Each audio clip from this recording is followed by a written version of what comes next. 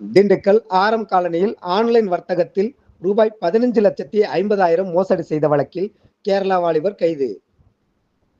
திங்கட்கிழமை இரவு 10 மணி அளவில் கிடைக்கப்பெற்ற தகவலின்படி, திண்டுக்கல் ஆரம் காலனியைச் சேர்ந்த 30 வயது பெண்ணின் செல்போனுக்கு கடந்த சில மாதங்களுக்கு முன்பு ஆன்லைன் வர்த்தகத்தில் ஈடுபட்டால் அதிகம் சம்பாதிக்கலாம் என்று விளம்பரம் வந்தது.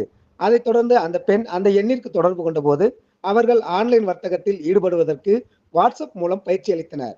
மேலும் ஆன்லைன் வர்த்தகத்தில் முதலீடு செய்யும்படி கூறி பல்வேறு வங்கிக் கணக்குகளில் ரூபாய் 15,50,000 பணம் அனுப்பினார். அதன் பிறகு அந்த எண்ணிற்கு தொடர்பு கொள்ள முடியவில்லை. தான் ஏமாற்றப்பட்டதை உணர்ந்து திண்டுக்கல் மாவட்ட காவல் கண்காணிப்பாளர் பிரதீப் அவர்களிடம் புகார் அளித்தார். இதைத் தொடர்ந்து சைபர் கிரைம் ஏடிஎஸ்பி தெய்வம் மேற்பார்வையில் சைபர் கிரைம் ஆய்வாளர் விக்டோரியா லூர்து மேரி, தொழில்நுட்ப சார்பு ஆய்வாளர் லாய்டு சிங் மற்றும் காவலர்கள் தீவிர விசாரணை மேற்கொண்டு மேற்படி சம்பவத்தில் ஈடுபட்டதாக சென்னையைச் சேர்ந்த ஜீவா வயது 31 என்பவரை கைது செய்து சிறையில் அடைத்தனர்.